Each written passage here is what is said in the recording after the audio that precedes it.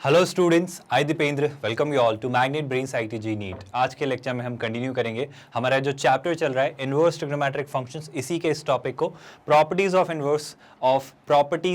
Inverse trigonometric functions, यानी अभी जो हमने चीज़ें बेसिक सीखे अब उसी कहानी को आगे बढ़ाएंगे और अब प्रॉपर्टीज़ के साथ अलग अलग फॉर्मूले एक्सप्लोर करेंगे। तो जो डीपीपी में अलग अलग क्वेश्चंस आपको करवाए और जहाँ पर मैं आपको आइडिया हिंट देना चाह रहा था कि देखो काफ़ी सारी चीज़ें पढ़ेंगे, अब उसी कहानी को अब हम शुरू करने वाले हैं, वही बातों को अब हम जारी रखने वाले हैं इस पर्टिकुलर लेक्चर के थ्रू। वेल आई होप आप जानते हैं दैट मैग्नेट ब्रेन्स इकलौता ऐसा प्लेटफॉर्म है जो आपको 100% free of cost quality education provide करता है ऑलमोस्ट हर अलग सेक्टर और हर अलग सेगमेंट में, जैसे कि अलग अलग competitive exams, IIT JEE, NEET, olympiad, NTSC, ऐसे अलग अलग काफ़ी सारे सीयूईटी जैसे और भी गवर्नमेंट के जो आपके कॉम्पिटिटिव एग्जाम्स है हर जगह, या किंडरगार्टन से 12th स्टैंडर्ड तक अलग अलग मीडियम्स और अलग बोर्ड्स हर सब्जेक्ट की पूरी प्रॉपर कॉम्प्रहेंसिव तैयारी करवाता है फ्री ऑफ कॉस्ट, बिना किसी सब्सक्रिप्शन के, बिना कोई हिडन चार्ज या कॉस्ट के। मैग्नेट ब्रेन्स थ्रू इस प्लेटफॉर्म www.magnetbrains.com। आज का लेक्चर शुरू करेंगे students, but before that I hope आप जानते हैं कि मैग्नेट ब्रेन्स का आईआईटी जेईई मॉड्यूल आपको क्या क्या चीज़ें डिलीवर करता है। सबसे पहली और सबसे ज़रूरी बात, हम इंश्योर करते हैं कि हम हर टॉपिक पे बहुत डिटेल, कॉम्प्रहेंसिव और थरो प्रॉपर एक्सप्लेनेशन वीडियोस बनाएं जिसमें काफ़ी सारे इलस्ट्रेशंस और एग्जाम्पल्स डालें ताकि आपको हर कंसेप्ट की कंसेप्चुअल एप्लीकेबिलिटी उसके न्यूमेरिकल्स और क्वेश्चंस के साथ समझ आए और उस थ्योरेटिकल कंसेप्ट को आप अच्छे से समझें काफ़ी सारे क्वेश्चंस के साथ।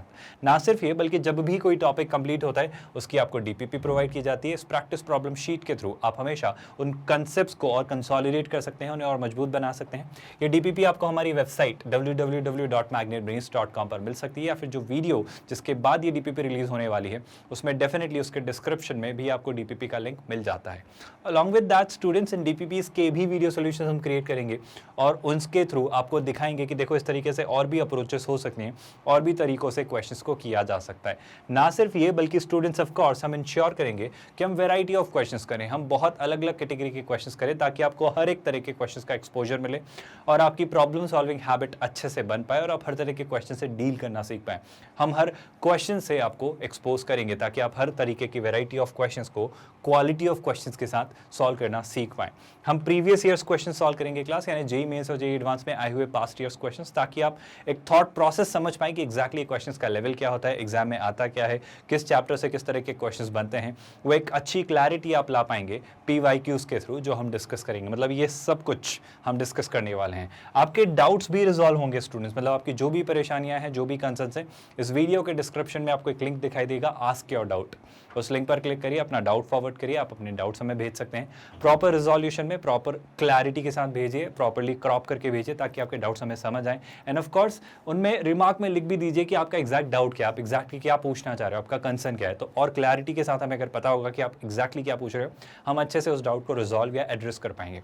अलॉन्ग विद दैट स्टूडेंट्स, आपके चैप्टर वाइज टेस्ट भी होंगे जिसके थ्रू आप अपनी चैप्टर्स की प्रोग्रेस को ट्रैक कर सकते हैं। आप देख सकते हो कि उस चैप्टर पे आपने अपने आप का सेल्फ असेसमेंट और सेल्फ इवैल्यूएशन करके आप समझ सकते हो कि उस चैप्टर पे आपको और क्या क्या पढ़ लेना है, उसमें और क्या क्या पार्ट वीक रह गया, आपको किस चीज़ को रिवाइज कर लेना है, किस तरह के क्वेश्चंस और प्रैक्टिस कर लेने चाहिए ताकि वो चैप्टर आपका और बेहतर और मजबूत और कंसोलिडेट हो जाए।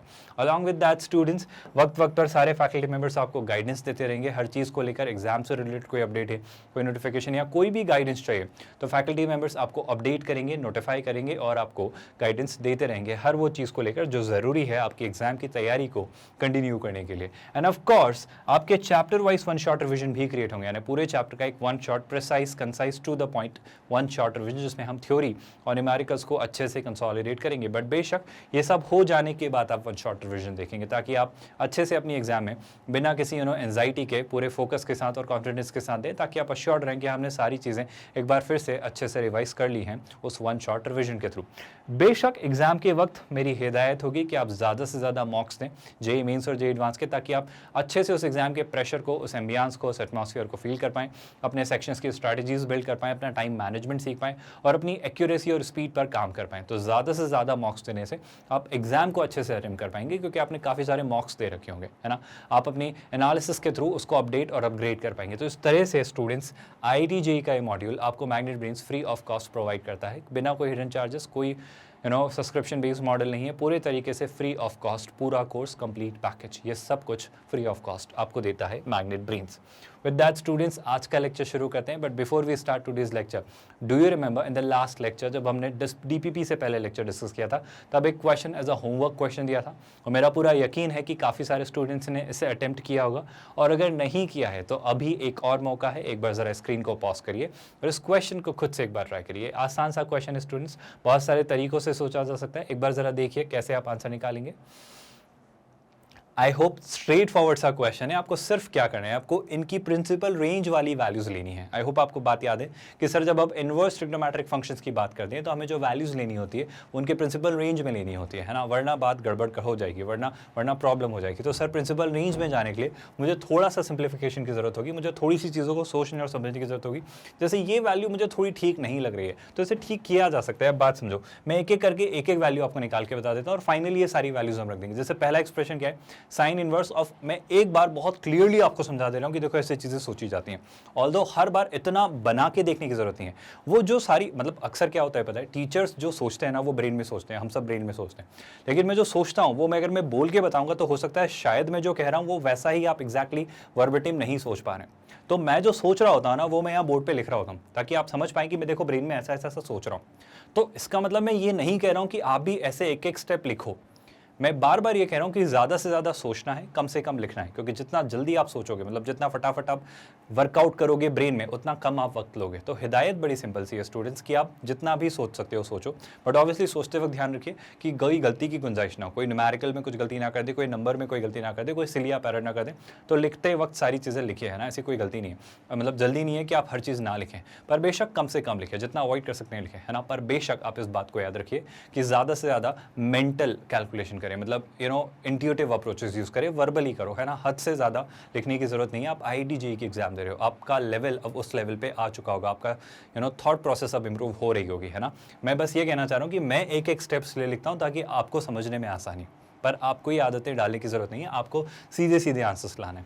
जैसे मैं अगर इस वाले पार्ट को समझो, है ना, मैं एक एक पार्ट को ब्रेक करके बता रहा हूँ, आपको बहुत डिटेल्ड एक्सप्लेनेशन देने की कोशिश करता हूँ ताकि आपको अच्छे से समझ आए, कुछ स्टेप मिस ना हो, कोई पार्ट स्किप ना हो जाए, वरना अननेसेसरीली आप कुछ और समझ लेंगे। इसलिए मैं एक एक चीज़ लिखता हूँ। तो मैं इस वाले पार्ट को सॉल्व करूँ। इस वाले पार्ट को अगर मैं क्या लिखता हूँ, सर ये लिखा हुआ है sine inverse of what, sign inverse of √2, negative of √2 upon 2, है ना। तो ये लिखा है नेगेटिव ऑफ √2 अपॉन 2, तो ये कुछ ऐसा लिखा हुआ है। सर इसको क्या करें, एक सिंपल सी बात स्टूडेंट्स की आपको याद है कि मैं इसे क्या लिख सकता हूँ, मैं इसे लिख सकता हूँ √2 × √2, है ना। और जैसे ऐसा लिखा सर आपको क्लियरली दिख रहा होगा कि इससे कैंसिल हो जा रहा है, तो हो जा रहा है साइन इनवर्स -1/√2, तो ये हो जा रहा है साइन इनवर्स ऑफ व्हाट -1/√2। और जितना मुझे पता है सर, अगर मैं साइन इनवर्स के ग्राफ को भी याद करूँ तो जो मेरा सेंस कहता है वो क्या कहता है सर, कि साइन इनवर्स का ग्राफ कुछ ऐसा सा होता है सर, है ना। ये क्लियरली क्या होता है स्टूडेंट्स, ये होता है हमारा पॉइंट -1, ये होता है 1, ये क्लियरली होता है आपका π/2, और ये होता है क्या क्या -π/2। आई होप ये सारी बातें याद हैं आपको। अगर मैं इसकी प्रिंसिपल रेंज देखूं स्टूडेंट्स तो क्या होती है -π/2 से π/2, और इस दौरान अगर आप देखें तो क्लियरली आप क्या ढूंढना चाह रहे हो, आप ढूंढना चाह रहे हो सर -1/√2। सर अगर मैं हमारी अंडरस्टैंडिंग के थ्रू भी सोचूं ना तो मुझे पता है सर जो 1/√2 होता है वो कितना होता है स्टूडेंट्स, वो होता है 45 डिग्री। आई होप आपको याद है ये बात। तो सर अगर 1/√2 45 डिग्री होता है तो -1/√2 कितना होगा, वो ऑब्वियसली कितना होगा -45 डिग्री, यानी -π/4। आई होप ये बात आपको डाइजेस्ट हो रही है। इसकी जो वैल्यू आने वाली है वो कितनी आने वाली है, वो आने वाली है -π/4। क्या आपको ये बात समझ आई? आई होप बहुत सिंपल सी स्ट्रेट फॉरवर्ड सी बात मैंने आपको कहने की कोशिश की। यानी आपको पता होगा आई बिलीव कि अगर साइन इनवर्स एक्स की आप बात करें तो ये चूंकि एक ऑड फंक्शन है तो आप बेशक इसको ऐसा लिख सकते हो, जब लिख रहे हो साइन इनवर्स ऑफ -1/√2 तो आप इसको लिख सकते थे minus of sine inverse of 1/√2। और अगर ऐसा कुछ लिखा, देखो मैं बहुत क्लैरिटी देना चाह रहा हूँ, आप सोच रहे होंगे कि सर इतना क्यों घुमाते हो, आप इतना क्यों लिखते हो, इतनी सारी चीज़ें क्यों बताते हो। अभी हम बहुत ज़्यादा सीख रहे हैं, अभी मैं हर अलग अलग पर्सपेक्टिव आपको देने की कोशिश कर रहा हूँ, अभी मैं हर एक नज़रिए से आपको चीज़ें विजुलाइज करवाना चाह रहा हूँ ताकि आपके पास बहुत सारे तरीके हों और कुछ ना कुछ करके आप आंसर ले आओ, है ना। आपके पास हर तरह के हथियार मैं रेडी कर दे रहा हूँ। तो अभी हमारे पास वक्त है तो हम वक्त इन्वेस्ट कर रहे हैं, हम ज़्यादा से ज़्यादा चीज़ें सीख कर रख रहे हैं, है ना। We are sweating in peace so that we don't bleed in war, है ना। तो अभी हम ज़्यादा से ज़्यादा चीज़ें सीख के रख रहे हैं, ज़्यादा से ज़्यादा हथियार तैयार कर रहे हैं, ज़्यादा से ज़्यादा टेक्निक्स अपने पास रख रहे हैं ताकि जब हमारे पास क्वेश्चन आए तो कोई ना कोई तरीके से हम आंसर वर्कआउट कर लें। और ब्रेन ऐसे ही होना चाहिए, आप अपनी इंटेलिजेंस पे काम करिए, अपनी नॉलेज और इन्फॉर्मेशन इंप्रूव करिए, तो अपने आप लॉजिक लगा के चीज़ें सॉल्व कर लेंगे और हम उसी पे काम कर रहे हैं, है ना। तो अगर मैं ये तरीका अपनाऊं तो ये क्या हो जा रहा है, minus of sine inverse 1/√2, 1/√2 again कितना होता है 45 डिग्री, तो हो जाएगा -45, यानी वापस बात वहीं चली जाने वाली है। यानी इस पहले वाले पार्ट की अगर मैं बात करूँ, इस वाले पार्ट की बात करूँ तो ये कितना आ जा रहा है सर, ये आ जा रहा है -π/4। आई होप इस पे बात करने या कहने की कोई ज़रूरत नहीं। सर इसके बारे में क्या ख्याल है, cos inverse of -1/2। I hope अब थोड़ा सा ट्रिकी हो जाएगा अगर आप ध्यान से देखें तो ये कितना है सर ये है कॉस इनवर्स ऑफ 1/2 नहीं, ये होगा कॉस इनवर्स -1/2। अब आगे बढ़ते हैं स्टूडेंट्स, मैं एक सिंपल सा पर्सपेक्टिव आपको दे रहा हूँ। बेशक हम फॉर्मूले लगा सकते हैं, वो प्रॉपर्टीज अप्लाई कर सकते हैं, पर मैं चाह रहा हूँ कि बिहाइंड द स्टोरी, मतलब बिहाइंड इस कहानी के पीछे जो फॉर्मूला लग रहा है वो कैसे लग रहा है, वो क्यों लग रहा है, मैं वो लॉजिक आपको समझाना चाह रहा हूँ। तो देखो मैं क्या कह रहा हूँ कि अगर मैं ग्राफ के थ्रू समझू इसे तो प्लीज ध्यान से सुनिए। हम तो जानते हैं सर कॉस इनवर्स 1/2 मतलब कॉस इनवर्स -1/2 के लिए मैं तो ग्राफ की हेल्प लेना चाह रहा हूँ, और जो ग्राफ की हेल्प मैं लेना चाह रहा हूँ वो कुछ ऐसा है सर, बहुत ध्यान से सुनिए स्टूडेंट्स कि कॉस का ग्राफ क्या होता है सर। कॉस का ग्राफ बड़ा सॉर्टेड सा ग्राफ है, ये कुछ ऐसा सा जाता है ना, ये फा जैसा ग्राफ बनता है। तो अगर मैं इसे ध्यान से देखूं तो क्या होता है सर, ये क्या हो जाता है सर, ये पॉइंट होता है -1, ये पॉइंट होता है +1 और ये क्लियरली होता है 0। ये क्लियरली कौन सा पॉइंट होता है π/2 और यहाँ पे कौन सा पॉइंट हो जाता है सर पाई, जिस पे हो जाता है -1, है ना। मैं कॉस के पर्सपेक्टिव से आपको दिखाना चाह रहा हूँ। अब सर आप क्या कहना क्या चाह रहे हो, आप कैसे निकालना चाह रहे हो, बोल क्या रहे हो आप। मैं बड़ी सिंपल सी बात कर रहा हूँ स्टूडेंट्स, क्योंकि सिमेट्रिकली अरेंज्ड है, ट्रिग्नोमेट्रिक फंक्शंस इतने सॉर्टेड से फंक्शन है कि सर अगर ये 1 है तो यहाँ कहीं क्या होगा, यहाँ कहीं 1/2 होगा, है ना। ये क्या होगा स्टूडेंट्स, ये होगा 1/2। और अगर ये 1/2 है सर मतलब क्या, मतलब ये स्टूडेंट्स की अगर ये 1/2 है तो ये पॉइंट कितना होगा, 60 डिग्री है। 60 डिग्री मतलब क्या सर, ये पॉइंट होगा π/3। क्या आप ये बात समझ पाए, है ना। तो सिमिलरली जब आप -1/2 ढूंढना चाहोगे, तो वो भी तो काफ़ी इजीली आपको मिल जाएगा। चलो मैं एक और पर्सपेक्टिव आपको देने की कोशिश करता हूँ। सोच के देखो स्टूडेंट्स, कहना है कि π/2 से जितना ये नीचे है उतना ही ऊपर है, क्योंकि सब कुछ सिमेट्रिकली अरेंज्ड है ना।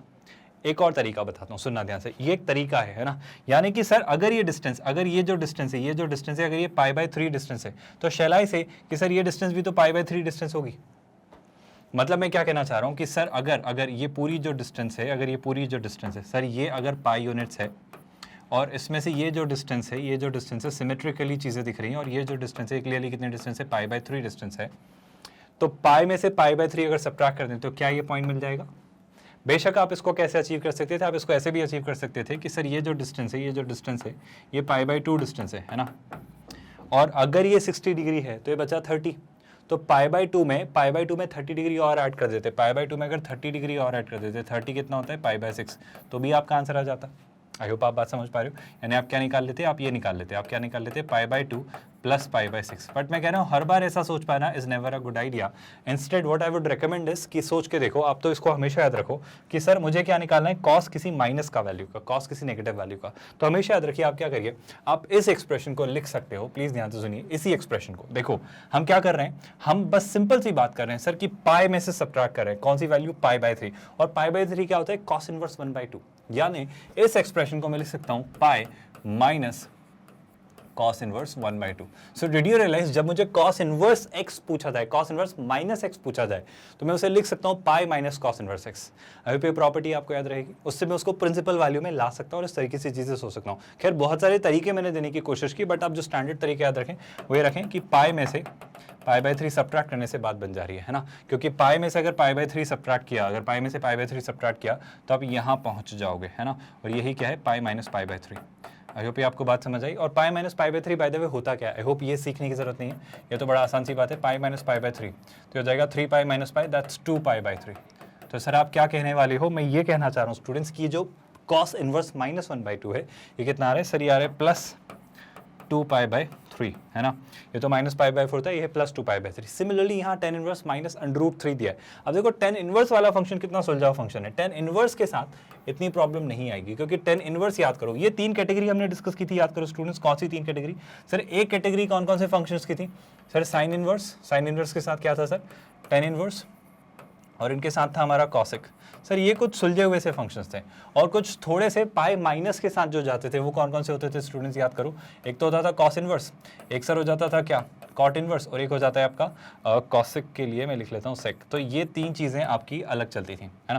तो हमने याद करो पेयर डिस्कस किए थे कि ये 3 थोड़े यूनिफॉर्मली बिहेव करते हैं, ये 3 थोड़े अलग तरीके से बिहेव करते हैं। मतलब याद करो स्टूडेंट्स, ये थोड़ा -π/2 से π/2 जैसे कुछ फंक्शन की प्रिंसिपल रेंज में फॉल करते हैं। ये कैसे होते हैं, 0 से पाई वाले प्रिंसिपल रेंज में फॉल करते हैं। ऑल्दो ऑल्दो उनमें भी कुछ कंस्ट्रेंट्स आ जाते हैं, बट कुछ ऐसा सा बिहेवियर मुझे दिखता है। याद करिए सारी बातें हमने की है स्टूडेंट्स। अगर मैं वापस इस बात पे आऊँ तो अब मैं निकालना चाह रहा हूँ tan inverse minus under root 3। तो सर जब आप tan inverse minus under root 3 निकालना चाह रहे हो, आप किस में इंटरेस्टेड हो सर? अभी tan inverse of minus under root 3। तो इस बार बहुत दिक्कत नहीं होने वाली, आप सोच के देखो, क्योंकि सर tan इनवर्स का ग्राफ याद करिए आप, tan इनवर्स का ग्राफ बड़ा सुलझा हुआ सा ग्राफ है। ये ग्राफ कुछ ऐसा और कुछ ऐसा जा रहा होता है। और सबसे खास बात स्टूडेंट्स की, अगर मैं निकालना चाह रहा हूँ अंडर रूट 3, तो अगर मैं निकालना चाह रहा हूँ tan inverse of under root 3, तो अंडर रूट 3 याद करो कितना होता है स्टूडेंट, जैसे हमने पढ़ा है कितना, tan 0 0, tan 30 होता है कितना 1 बाय अंडर रूट 3, tan 45 कितना होता है 1, और tan 60 कितना होता है अंडर रूट 3, है ना। तो tan 60 अगर अंडर रूट 3 होता है तो tan इनवर्स अंडर रूट 3 कितना होगा? I think 60 degree. और 60 डिग्री मतलब क्या? आई थिंक ये पाई बाय 3। आई होप ये बात आपको कंफ्यूज नहीं कर रही है, बहुत सिंपल सी बात मैं आपसे कहना चाह रहा हूँ। इसी तर्ज पे सर अगर अंडर रूट 3 आए तो चूंकि tan इनवर्स x भी एक ऑड फंक्शन है, मतलब जैसा x की पॉजिटिव वैल्यू के लिए y की पॉजिटिव वैल्यू पे मिलता है, वैसे ही x की नेगेटिव वैल्यू पे y की नेगेटिव वैल्यू पर भी मिलेगा। जैसा फर्स्ट क्वाड्रेंट है वैसे ही थर्ड क्वाड्रेंट है, ओरिजिन के रिस्पेक्ट में सिमेट्रिकल। मतलब मैं कहूंगा कि अगर मुझे ढूंढना होता सर माइनस अंडर रूट 3, तो मैं क्या कहता सर, वो मिल जाता मुझे माइनस पाई बाई 3 पर। यानी मैं क्या कहना चाह रहा हूँ, अगर tan इनवर्स माइनस एक्स मिले तो आप उसे लिख सकते हो minus of tan inverse x, मतलब minus of tan inverse under root 3। मैं रीजनिंग के साथ आपको पॉइंट समझाना चाह रहा हूँ स्टूडेंट्स, है ना। तो कुछ ऐसा दिखे तो ऐसा, साइन इनवर्स में भी लिख सकते हो, बट कॉस इनवर्स में आप ध्यान रखें ना, कॉस इनवर्स में बी केयरफुल, हमने उसे पाई में से सब्ट्रैक्ट किया। और अगर tan इनवर्स अंडर रूट 3 मुझसे पूछा जाए तो आई होप ये मुझे पता है tan इनवर्स अंडर रूट 3 होता है पाई बाई 3, तो minus of tan inverse under root 3 कितना हो जाएगा? ये tan इनवर्स है बाय द वे ना, दिस इज tan इनवर्स। ये कितना हो जाएगा स्टूडेंट्स? ये हो जाएगा माइनस पाई बाई 3, है ना, 60 डिग्री होता है। तो यहाँ पे ये वैल्यू कितनी आ रही है सर? ये वैल्यू जो हम निकालना चाह रहे हैं ये आ जाती है कितनी? ये आ जाती है माइनस ऑफ पाई बाई 3। ये वैल्यूज आप बहुत इजीली लिख सकते हो after a certain amount of practice, but ऐसा क्यों लिख रहे हैं, कौन सी चीज़ कैसे लिख रहे हैं, क्या कारण है, वो कारणों में मैं बात करना चाह रहा हूँ कि आपके पास हमेशा रीजन रहें कि ऐसा हमने क्यों किया, ताकि ये फॉर्मूले अगर भूल भी जाओ ना तो आप कारणों पर हमेशा रिलाई कर सको, है ना। एनीवे इतनी प्रैक्टिस हम जरूर करेंगे, फॉर्मूले भूलने का स्कोप नहीं है, बट स्टिल हमेशा लॉजिक आपके पास रहना चाहिए, क्योंकि लॉजिक्स आपको हमेशा आंसर तक ले आएंगे, है ना। विद दैट स्टूडेंट्स इस वाले पार्ट की तरफ आते हैं। ये क्या लिखा है सर? ये लिखा है cot inverse minus 1 by under root 3। Sir इसे कैसे सोचेंगे? सुनिए बहुत ध्यान से। अब मैं कौन सा वाला पार्ट सॉल्व करना चाह रहा हूँ स्टूडेंट्स? मैं लिख रहा हूँ cot inverse of what. Again देखो इसने भी नेगेटिव ही लिया ताकि आपको वो नेगेटिव एंगल्स वाली वैल्यूज को इजीली आप रिकॉग्नाइज करना सीख जाओ। तो ये हो जाता है minus 1 by under root 3। Same कहानी वापस से सर, इस बार कैसे सोचेंगे? फिर वापस दिमाग लगाइए स्टूडेंट्स। बड़ी सिंपल सी बात मैं आपसे कहना चाह रहा हूँ कि अब अगर मैं कॉट का ग्राफ देखना चाहूँ, सर कॉट का ग्राफ बड़ा मज़ेदार सा है। कॉट का ग्राफ भी वैसे ही है 0 से पाई तक में अगर मैं देखना चाहूँ तो ये कुछ ऐसा चलता है, मतलब ये चल रहा होता है क्या स्टूडेंट्स? पाई, है ना, यहाँ कहीं होता है बीच में पाई बाय 2। तो ये जो ग्राफ हो रहा होता है, ये ग्राफ कुछ ऐसा सा जा रहा होता है ना। आई होप आप मेरी बात समझ पाए। बड़ी साधारण और सिंपल सी बात मैं आपसे कहना चाह रहा हूँ सर, मैं जानना चाह रहा हूँ माइनस 1 बाय अंडर रूट 3 तक। वापस जैसा मैंने कॉस इनवर्स में बताया था वही कंसेप्ट लगाने की कोशिश करो। बस ऐसा सोचो स्टूडेंट्स, पहले तो बताओ कॉट मतलब कॉट वाले फंक्शन में जाते हैं, है ना। मुझे तो ये बताओ यहाँ कहीं ना कहीं 1 होगा, वो कहानी होगी, वो सारी बातें होंगी। मुझे तो यहाँ से शुरू करते हैं स्टूडेंट्स। याद करो स्टूडेंट्स की बात बताओ, tan का कितना डिग्री एंगल अंडर रूट 3 होता है? अभी डिस्कस किया सर। tan का कितना डिग्री एंगल अंडर रूट 3 होता है? जस्ट अभी डिस्कस किया सर। tan का कितना डिग्री एंगल अंडर रूट 3 होता है? सर पाई बाय 3 यानी 60 डिग्री। मैं ये क्यों पूछ रहा हूँ स्टूडेंट्स? एक कारण है, याद करो। अगर tan का कितना स्टूडेंट्स, tan का पाई बाय कितना 60 डिग्री है ना, यानी पाई बाय 3। सर अगर tan का pi by 3 angle under root 3 होता है तो इसका रेसिप्रोकल यानी क्या सर? इसका रेसिप्रोकल क्या होगा? कॉट। आई होप आप मेरी बात समझ पा रहे हो। अगर दोनों तरफ मैंने रेसिप्रोकल लिया तो कितना हो जाएगा? कॉट पाई बाय 3, जो कि कितना हो जाएगा? जो कि हो जाएगा 1 बाय अंडर रूट 3। बात समझ पाया? मैं कॉट तक ले जाना चाह रहा हूँ आपको कि बिना वैल्यूज जाने, बस साइन कॉस और tan की ही वैल्यू पता हो तो कॉट तक कैसे जा सकते हैं। यानी अगर सर अगर आपका tan का 60 अंडर रूट 3 है तो कॉट का 60 कितना होगा? 1 बाय अंडर रूट 3 रेसिप्रोकल हो जाना है। आई होप ये बात समझ आई। मैं क्या कहना चाह रहा हूँ, अगर दोनों तरफ मैंने 1 से डिवाइड किया, है ना, मतलब इसको भी डिनोमिनेटर में लेगा, इसको भी डिनोमिनेटर में लेगा, तो कितना हो जाएगा? 1/10 पाई बाय 3 हो जाएगा 1 अंडर रूट 3। 1/10 पाई बाय 3 कितना होगा? Cot pi by 3। I hope ये बात समझ आई आपको। सो कॉट पाई बाय 3 होता है 1 बाय रूट 3। मैं वहाँ तक जाना चाह रहा हूँ, मतलब मैं कहना चाह रहा हूँ पाई बाय 3 यानी 60 डिग्री पर मुझे कॉट का 1 बाय 3 मिलेगा। क्यों कहा स्टूडेंट्स? बहुत ध्यान सुनिए। 60 डिग्री पे जैसे मान लो यहाँ कहीं 60 डिग्री होगा, let's say this is pi by 3, this is pi by 3, और मैं कॉट की बात कर रहा हूँ तो कॉट में कितना है? 1 बाय अंडर रूट 3। तो यहाँ कहीं जैसे यहाँ कहीं क्या मिल रहा होगा students? I am really sorry, वापस से मैंने कॉट का ग्राफ बना दिया। हम कॉट इनवर्स x बना रहे हैं स्टूडेंट्स, तो यहाँ पे ये वैल्यू आएगी, मतलब क्या आएगी सर? ये होगा 1 by under root 3। I hope आप मेरी बात समझ पाए। और ये कहाँ मिलेगा? 60 डिग्री पर। तो थोड़ा इतना आगे नहीं बनेगा स्टूडेंट्स, वो 45 मतलब से भी पहले बन जाएगा। आई होप आप बात समझ पा रहे हो। यहाँ कहीं 45 होगा, यहाँ 60 होगा, तो लेट्स से यहाँ होगा 1 बाय अंडर रूट 3 है, छोटी वैल्यू ही होगी। तो इसके करस्पॉन्डिंग जब आप देखेंगे तो यहाँ कहीं आपको क्या मिलेगा, ये वैल्यू जो कि कितनी है पाई/3। क्या आप रियलाइज कर पा रहे हो, वापस कॉस्ट जैसा ही कोई बिहेवियर मुझे दिखने वाला है। अब बहुत ध्यान से सुनना, चूंकि चीज़ें सिमेट्रिकल है सर, चूंकि चीज़ें बिल्कुल सिमेट्रिकल है ना, इसलिए अगर मैं आपको वही दोहराने की कोशिश करूं, वही बात आपको रिकॉल करवाने की कोशिश करूं, तो सर +1/√3 इधर है, तो उतनी ही डिस्टेंस पर इस तरफ क्या होगा, -1/√3। क्या आप बात समझ पाए स्टूडेंट? मतलब अगर इसको आपने यहाँ देखा था सर, तो आप इसे कहाँ देख रहे होंगे सर, आप इसे यहाँ देख रहे होंगे, है ना। आई होप अब आप पहुँच पाए उस बात तक जहाँ तक मैं आपको ले जाना चाह रहा हूँ कि सर अगर ये पॉइंट था आपका π/2, तो π/2 से जितनी डिस्टेंस ये नीचे है उतनी डिस्टेंस ये ऊपर होगा। आप ये एंगल कैसे निकाल रहा हूँ समझ पा रहे हो? ऑल्दो आपको इतना हर बार नहीं सोचना है, मैं ये रीज़न दे रहा हूँ कि हमें कैसे कर रहे हैं। तो मैं बड़ी आसान सी बात कहना चाह रहा हूँ, स्टूडेंट्स की π/2 में वो वैल्यू ऐड कर देते हैं। कौन सी वैल्यू? ये वाली वैल्यू। क्या उससे अच्छा तरीका, क्या सर ऐसा नहीं कह सकते? सुनिएगा ध्यान से सर, ये जो डिस्टेंस है सर, ये जो डिस्टेंस आपने निकाली, ये डिस्टेंस कितनी है, y एक्सिस की ये जो डिस्टेंस है कितनी है सर, ये π/3 है। तो कहना ही से सर कि ये जो डिस्टेंस होगी, ये जो डिस्टेंस होगी सर, ये भी तो π/3 डिस्टेंस ही होगी सिमेट्रिकली। क्या आपको मेरी बात समझ आई? तो बेशक सर अगर ये पूरी डिस्टेंस जो है, आई होप यू रिमेंबर ये पॉइंट पाई होता है, मतलब सर ये जो डिस्टेंस होती है, ये जो डिस्टेंस होती है कितनी होती है सर, ये डिस्टेंस होती है पाई। तो सर अगर मैं पाई डिस्टेंस में से, ये पूरी डिस्टेंस है पाई, और इसमें से अगर मैं π/3 सब्ट्रैक्ट कर दूँ, तो शैलाई से कि मुझे ये डिस्टेंस पता चल जाएगी। क्या आप मेरी बात समझ पाए स्टूडेंट्स? और ये डिस्टेंस पता करना ही तो हमारा मोटिव है, और ये डिस्टेंस क्या होगी, पाई माइनस π/3। यानी इसके जरिए आपको क्या समझ आया स्टूडेंट्स? बड़ी ही रोचक सी, बड़ी इंटरेस्टिंग सी बात मैंने आपसे कहनी चाहिए।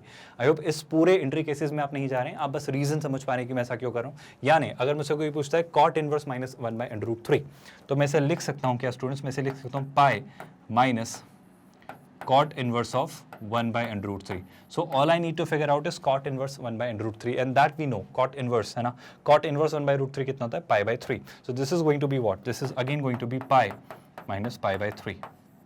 आई होप ये बात आपको समझ आई। और पाई माइनस π/3 जस्ट अभी हमने इवैल्यूएट कितना हो जाता है students, 3 pi minus pi, that's 2 π/3। तो कितना हो जाएगा स्टूडेंट्स, ये जो पॉइंट होगा, ये पॉइंट कितना होगा, ये पॉइंट होगा 2 π/3। तो ग्राफ्स के थ्रू इतना सोचने की जरूरत नहीं है, बस मैं रीजन बता रहा हूँ कि कैसे हो रहा है। एनीवे आप इसको ऐसे भी निकाल सकते थे, बस एक बात बता दे रहा हूँ, जैसे मैं अगर पहले लिख देता हूँ तो ये वैल्यू कितनी है, 2 π/3। अगर आप इसको इस तरीके से निकालना चाहते हैं तो एक और तरीका क्या होता है स्टूडेंट, सोचिए ध्यान से। एक तरीका होता है कि सर π/2 से ये जो डिस्टेंस है, ये कितनी डिस्टेंस है, 30 डिग्री, यानी π/6। आई होप मैं सही लिख रहा हूँ। तो π/2 से π/6 डिस्टेंस ऊपर भी तो वही बात होती। आप समझ पा रहे हो? मतलब ये जो डिस्टेंस है, ये कितनी डिस्टेंस है सर, ये जो डिस्टेंस है इतनी सी, ये π/6 डिस्टेंस है, तो ऊपर भी तो ये π/6 डिस्टेंस है, तो π/2 मिड पॉइंट है, तो π/2 से π/6 डिस्टेंस ऊपर जाते हैं, तो भी तो बात वही बनती, यानी π/2 प्लस π/6 भी तो आपको वहीं लेकर जाता है। एक मोटा मोटा फटाफट अप्रोच निकाल लेते हैं स्टूडेंट्स, ये कितना आता, ये भी इतना ही आता। आप देखो ध्यान से, बहुत ध्यान से देखना स्टूडेंट्स, मैं इसको कैसे प्रूव करता हूँ। इस बात को ऐसे समझ लो स्टूडेंट्स, जैसे कि अगर ये 2 लिखा है, 6 लिखा है, तो लेट्स से डिनोमिनेटर कितना आ जाने वाला है, 6 एलसीएम, तो ये 2 का कितना 3 टाइम्स से हो जा रहा है 3 पाई, 6 का 1 टाइम्स से हो जा रहा है पाई, तो ये हो जा रहा है 4 π/6। एंड आई होप आप समझ पाते हो 4 π/6 मतलब कितना, 2 π/3। तो वही बात वापस आ जा रही है। कहानी बड़ी सुलझी हुई सी है, इतनी कॉम्प्लिकेटेड सी नहीं है, ये आपको समझाने के लिए, याद रखने के लिए, लॉजिकली आप याद रख पाएं कि चीज़ें कैसे हो रही हैं। बट आप रीजन हमेशा याद रखें। रीजन क्या निकल के आ रहा है स्टूडेंट्स? मेरे लिए जो रीजन निकल के आ रहा है वो ये कि जब cot इनवर्स -1/√3 निकालने को पूछा या cos इनवर्स -1/2 निकालने को पूछा, तो मैंने इसको कैसे निकाला, पाई माइनस cot इनवर्स 1/√3। ऐसे कैसे निकाला, पाई माइनस cos इनवर्स 1/2, है ना। तो ये भी कितना आता है सर, ये भी आ जाता है 2 π/3। And I hope now the question is not a very difficult task, ये आप इजीली वर्कआउट कर सकते हो। यहाँ पे चीज़ें निकालना बहुत मुश्किल नहीं है ना। मेरे ख्याल से पहले इन तीनों को सिंप्लीफाई कर लेते हैं, फिर इसे कर लेंगे। आई थिंक ये 4 वाला फिर इजीली हो जाएगा। तो अगर मैं ध्यान से देखूँ तो क्या दिख रहा है सर, 2 पाई 2 पाई 4 पाई, 4 में से 1 पाई सब्ट्रैक्ट किया तो कितना आ गया, 4 में से 1 पाई सब्ट्रैक्ट किया तो क्लियरली आ रहा है 3 पाई। तो कितना हो जा रहा है 3 π/3, और 3 π/3 मतलब पाई, और कौन सा, पॉजिटिव साइन के साथ। तो मैं इससे अगर सिंप्लीफाई करूं तो मुझे पाई तो दिख ही रहा है, क्योंकि ये और ये मतलब 2 पाई 2 पाई 4 पाई में से पाई गया है तो पाई, है ना। मैं इन तीनों को पहले सॉल्व कर ले रहा हूँ क्योंकि तीनों के डिनोमिनेटर 3 है। तो कितना बच रहा है, 3 π/3, और 3 से 3 कैंसिल तो बचा पाई, है ना। ये कितना बच रहा है, -π/4। तो what you are getting is pi minus π/4, है ना। तो कितना हो जा रहा है students, 4 × pi minus pi, that's 4 pi minus pi which is 3 π/4। तो आपका फाइनल आंसर कितना होगा स्टूडेंट्स, 3 π/4। बट ये कैसे हुआ, क्यों हुआ, आई होप पूरी कहानी समझ आई। मोर इंपॉर्टेंटली कुछ रिजल्ट्स हमने डिराइव किए। हमने क्या रिजल्ट्स डिराइव किए स्टूडेंट्स, ये 3 बातें आप याद रखेंगे, 4 बातें हमने सीखा सर कि अगर आप प्रिंसिपल रेंज में ही बात कर रहे थे तो साइन इनवर्स -x को आप लिख पा रहे थे minus of sine inverse x। ना सिर्फ ये बल्कि सर अगर आपने कॉस इनवर्स, में इसके साथ पहले इसका सिमेट्रिकल दिखा देता हूँ जो इसका सिमिलर है सर, जैसे ही आप tan इनवर्स -x कर रहे थे तो आप इसे भी लिख pi minus of tan inverse x। I hope ये बात भी आपको समझ आ रही है। ये क्यों कर पाए सर? क्योंकि दोनों ऑड फंक्शंस की तरह बिहेव कर रहे थे। लेकिन सर जब बात कॉस और कॉट की आई, जैसे आप लिखना चाह रहे थे sir cos inverse of minus x, तो आपने फिर इसे लिखा sir pi minus cos inverse of x, है ना। आई होप ये बातें आपको याद हैं। सिमिलरली सर जब आपने बात की किसकी, कॉट की, जब आपने निकालना चाहा cot inverse of minus x, तब भी आपने यही फॉर्मूला यूज़ किया, pi minus cot inverse of x, है ना। बेशक सर एक छोटा सा कंडीशन और आता है, इनके डोमेन का आपको याद रखना होगा, मतलब अभी वो डोमेन हो जा रहा है, ट्रिग्नोमेट्रिक फंक्शंस के कॉन्टेक्स्ट में वो रेंज हुआ करता था। तो याद करो स्टूडेंट्स, आप एक्स की सारी वैल्यूज कहाँ से कहाँ तक रख सकते थे, आपको साइन जब आप थीटा की वैल्यू रखते थे, एंगल की वैल्यू रखते थे, तो -1 से 1 तक ही आता था। तो ये जो एक्स हो गया -1 से 1 तक ही होगा, तो इस कंडीशंस को याद रखना होगा। कॉट और टेन में कोई प्रॉब्लम नहीं होती थी, बट साइन और कॉस के साथ ये बात ध्यान रखनी होगी। तो वो छोटी सी कंडीशन और हम डिटेल में डिस्कस करेंगे, बट मोटा तौर पर देखना चाहूँ, मतलब अगर डोमेन और रेंज को भी फिलहाल कंसिडरेशन में ना लाऊं, तो फिलहाल हम इस तरीके से चीज़ें वर्कआउट कर रहे होंगे, इस तरीके से फॉर्मूले अप्लाई कर रहे होंगे, और ये फॉर्मूले सिखाना ही इस क्वेश्चन को करवाने का मोटिव था, है ना। तो क्वेश्चन के थ्रू मैंने आपको एक लॉजिकल रीजन के थ्रू समझाया कि देखो ग्राफ्स के थ्रू चीज़ें ऐसी हो रही होंगी, इस तरीके से वर्कआउट कर रहे होंगे, बट रियलिटी में हम एक्चुअली बस इतना सा कर रहे होंगे, हम सिर्फ सीधे इतना दिमाग लगाएंगे, पर बिहाइंड द सीन, मतलब इसके पीछे कहानी क्या है, वो स्टोरी क्या है, वो आई होप आपको समझ आ रही है कि कैसे हो रहा है और क्यों हो रहा है ना, वो याद जरूर रखिएगा। विद दैट स्टूडेंट्स, अब हम फाइनली उस पार्ट पे आते हैं जहां हम ये डिस्कस करेंगे कि क्या क्या प्रॉपर्टीज़ होती हैं, क्या क्या कंसेप्ट होते हैं, है ना। तो इस वाले स्लाइड को, इस वाले प्रेजेंटेशन को एक बार ध्यान से देखिए और इन सारी चीज़ों को समझिए, और बहुत ध्यान से देखना एक एक डिटेल को, बहुत सारी बातें यहाँ पर छुपी हुई हैं जिन्हें हम डिटेल में डिस्कस करेंगे। एक बार देख लीजिए। चलिए, आई होप आपने ये प्रेजेंटेशन, ये वाला पार्ट ध्यान से देखा। मैं ये वाली पार्ट को जो समझाना चाह रहा हूँ, इसी को इस क्वेश्चन में क्यों लाया, मतलब देखो यहाँ पे भी उस तरह की चीज़ें हो रही, मतलब इनडायरेक्टली वही सब हो रहा है। देखो हमने क्या किया था, बस एक छोटा सा करेक्शन नजर आ रहा है स्टूडेंट्स, एक छोटा सा करेक्शन, ध्यान से सुनिएगा। यहाँ पे क्या हो जा रहा है, प्लीज़ ध्यान से समझिए। एक छोटी सी चीज़ हमें करेक्ट करनी है इसके आंसर में, ये वाला पार्ट ध्यान से देखिए स्टूडेंट्स। क्या सर, यहाँ पे लिखा है -π/4, ये आ जा रहा है 2π/3, ये माइनस स्टूडेंट्स, यहाँ पे ऑलरेडी एक नेगेटिव साइन है।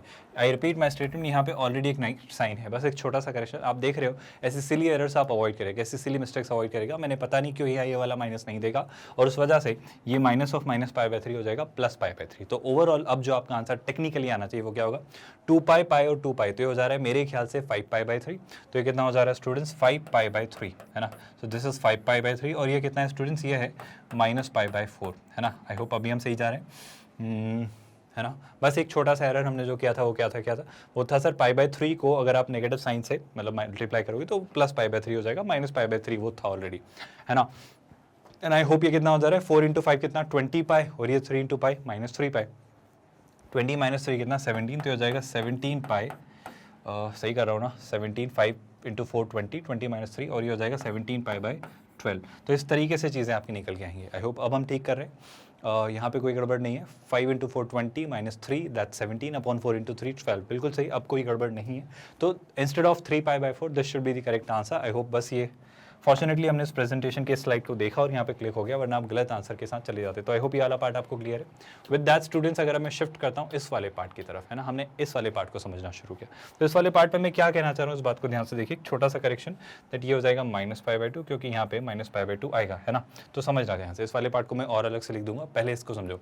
अगर लिखा है sine inverse of sine theta, sign inverse of sine theta, बशर्ते थीटा जो है वो -π/2 से π/2 के बीच होना चाहिए। इस लाइन का मतलब क्या है वैसे समझो।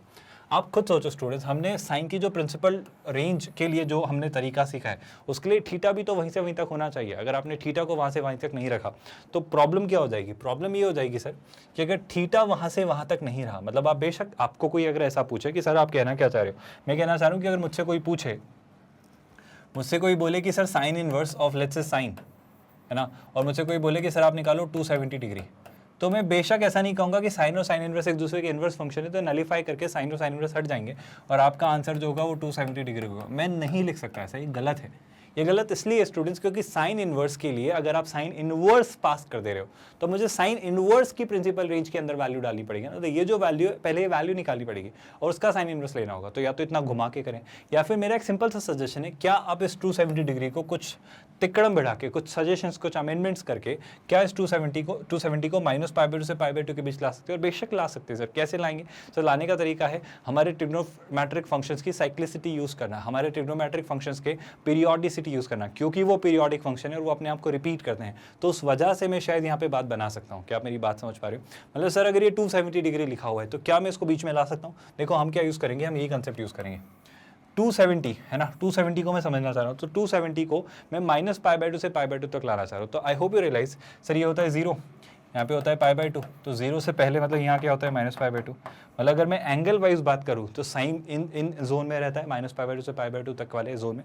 तो मैं अगर इस जोन में बात करूँ है ना, फर्स्ट और फोर्थ क्वाड्रेंट में अगर मैं चीज़ें समझना चाहूँ, तो मैं आपको ये कहना चाह रहा हूँ कि 270 डिग्री घूम के कैसे आएगा, समझना बात को। सर ये है 0 है ना, सर 0 से अगर पूरा घुमाया होता, अगर 0 से पूरा घुमाया होता तो 360 आता। लेकिन अगर मैं इसको ऐसे सोचूं, सर 0 से अगर मैंने थोड़ा घुमाया, मतलब 0 से अगर यहाँ पे लाया तो ये कितना हो जाता है, सर ये हो जाता है 180 डिग्री। क्या आपको बात समझ आई? और 180 में आई होप आपको मैंने सीधे 270 तो वैल्यू ही लिख दी स्टूडेंट्स। मान लो 270 के बजाय ना वैल्यू कुछ ऐसी होती, 270 मतलब मैंने वो एंगल ही ले लिया, मतलब इसको 270 के बजाय लेट्स से कुछ ऐसा लिखा होता। मान लो मैं एक एग्जांपल दे देता हूँ है ना, मैंने वो एग्जांपल में वो वैल्यू फॉर्चुनेटली ऐसी ले ली कि वो क्वाड्रेंट एंगल ही फॉल कर रही है, तो आपको और कन्फ्यूजन हो जाएगी। तो मान लो ये कुछ ऐसा लिखा है, लेट्स से 270 प्लस 45 कितना हो जाएगा स्टूडेंट्स, 270 प्लस 45 आई थिंक 30 और 15 यानी हो जाएगा 315 है ना। तो इसको मैं लिख देता हूँ 315, बहुत ध्यान से सुनना है स्टूडेंट्स, इससे मैं 270 के बजाय लिख लेता हूँ 315। ऐसा क्यों कर रहा हूँ प्लीज़ ध्यान से सुनिएगा। लेट्स से ये लिखा हुआ था है ना, तो आप इसको ऐसा नहीं लिख सकते। मतलब मान लो मुझसे कोई पूछे sign inverse of sign 315 degree, तो आप उसको 315 डिग्री नहीं लिख सकते, क्योंकि ये साइन इनवर्स के प्रिंसिपल रेंज वाला एंगल नहीं है। क्या आप मेरी बात समझ पा रहे हो? मतलब मुझे इंश्योर करना पड़ेगा कि 315 sir minus pi by two से पाई बाई टू के बीच की किसी वैल्यू को रिफ्लेक्ट करे, और उस करस्पॉन्डिंग एंगल को हम लिखेंगे हम। आई होप मेरी बात आप डाइजेस्ट कर पा रहे हो। मतलब मैं क्या ढूंढना चाह रहा हूँ, 315 कहाँ फॉल करता है वो समझना चाह रहा हूँ। तो 315 को अगर मैं वर्कआउट करना चाहूँ तो प्लीज़ बहुत ध्यान से सुनिएगा। तो 315 को लेकर जितना मेरा नॉलेज है, जितनी मेरी अंडरस्टैंडिंग वो ये है सर कि बड़ी सिंपल सी बात है।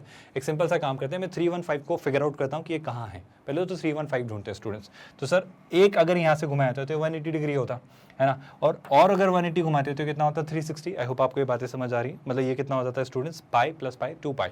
लेकिन मैं कहाँ जानना चाह रहा हूँ, सर ये होता है 270, और 270 से थोड़ा और आगे आते हैं तो 315 आपको यहाँ मिलता है फोर्थ क्वाड्रेंट में है ना।